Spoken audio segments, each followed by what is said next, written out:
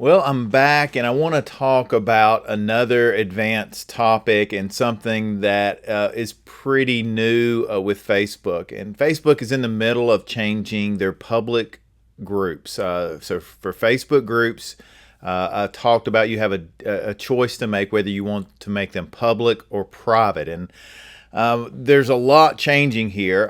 They announced this several months ago, but it's just now rolling out and taking effect. So we need to spend some time digging into this and really thinking through it.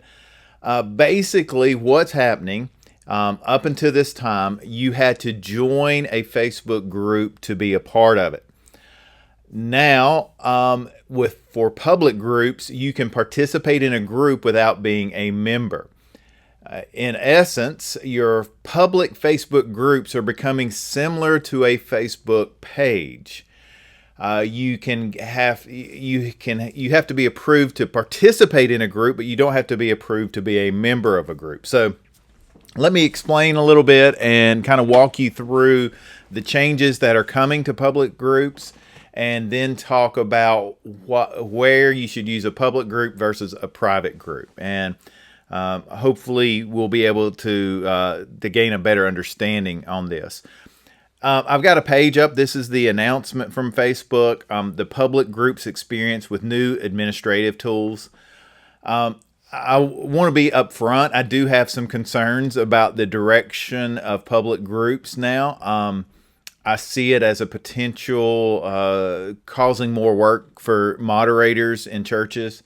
Hopefully they'll work through some of the issues that are springing up and popping up and make it better. They will iterate this pretty quickly, I'm sure. But so in essence, again, here's why they're doing it. They want more people to have access to the content in public groups. And again, for a public group, anybody can see the content within the group. For a private group, you have two choices. You can have it visible or hidden. For a visible group that's private, you can find the group, but you don't see the post inside the group. A hidden group, you can't even find it. You have to have the link to go to it or be invited. So here are it says here, people can join public groups and get updates with a single click without needing approval.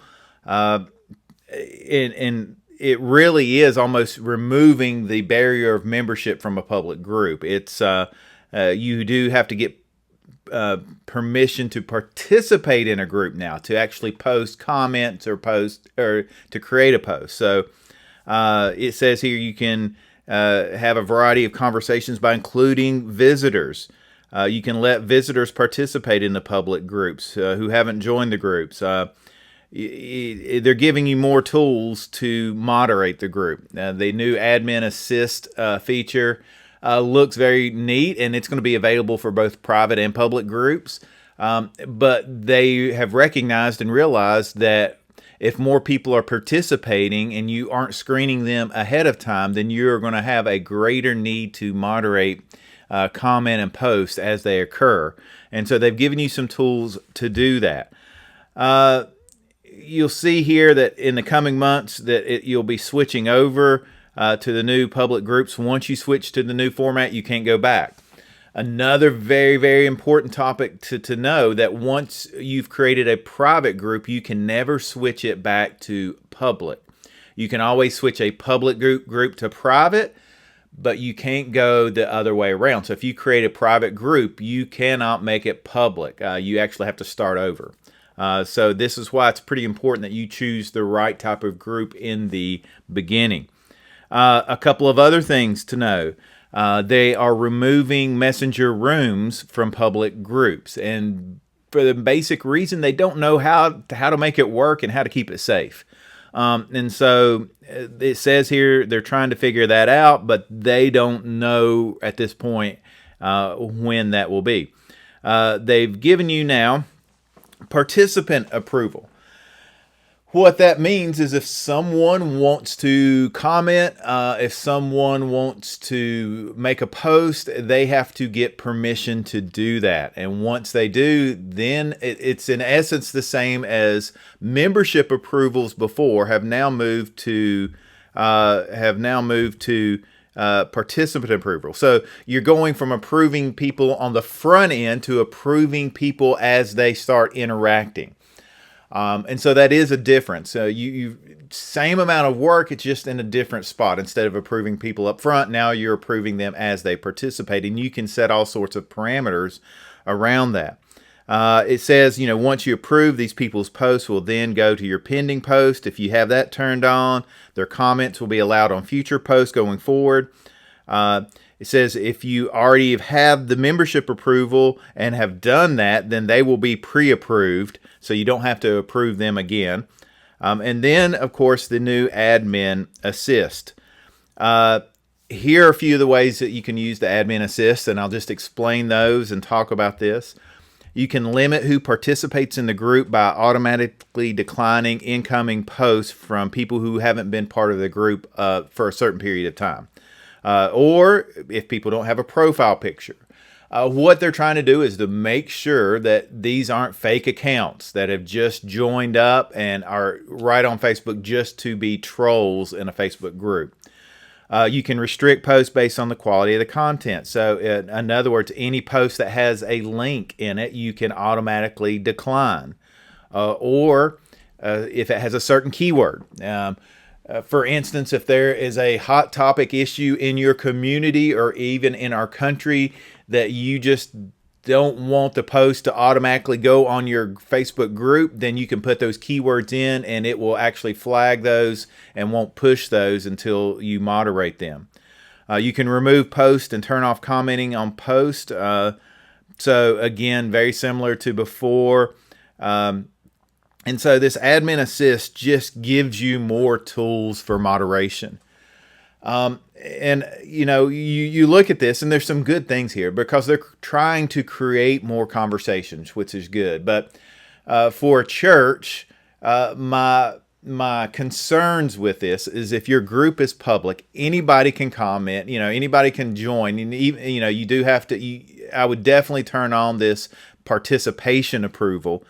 Because if not, you really, I could see groups just automatically trying to harass churches and cause issues and just automatically overwhelm you with controversial posts if anybody can join.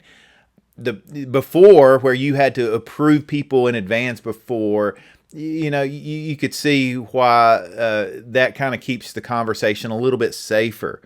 It says here, they've got some criteria. They've just added all these tools just to make it easier to moderate. But my goal as a church would be to not have to moderate. I would hope that we don't have to moderate as much. And of course, I think this becomes an issue for much larger churches. If you're a mega church, if you have thousands of people in your group, this is going to be really a question you need to wrestle with and spend some time with, because the benefits of a public group for a larger church are good. But for a smaller church, I'm probably still going to be recommending private groups. There's just, again, a number of things here. You can mute or block any member or visitor who has posted or commented within the past 28 days. There's just so many different things you can set up here, criteria. They'll be showing the group rules in more places. They have better group insights. And then it gets into the difference between public and private groups. And this is kind of where I want to talk for just a minute about. It says that public and private groups are now more and more distinct from each other. Before, they were very similar just on visibility. Now they're almost two different tools. Private groups are going to still work the same way. You have membership features with membership approvals, membership questions, all of those things. But those things are not available in the new public groups. Now you're moving to participant approvals with optional participation questions that enable admins to vet the members and visitors before they can post or comment. So what, again, let's talk about the pros and cons here. For a private group, it's still, for small to mid-sized churches, I still think this is the best route. And the simple reason is You get to choose what you share. You get to choose who sees it. You get to kind of control the community at a more granular level. So you get to know who's in the group. You get to assess whether or not they should be in the group. You can share more what I would say church family type things within it, whether it's prayer request, whether it's church news and updates. You just have more privacy. And of course, I understand anybody at any time can screenshot what you've posted inside a group, post it outside of the group.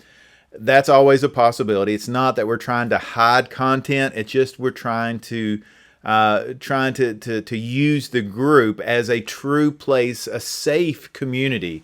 And so for that reason alone, I really still like private groups. If you want to use your groups as more of just a free-flowing community where anybody can post any topic at any time, you want to get people involved in the conversation, even if they're not part of your church yet, that is where I think the public groups will work well for you. And again, it's going to take a little more moderation to do that. It's going to take a little more time to manage the group.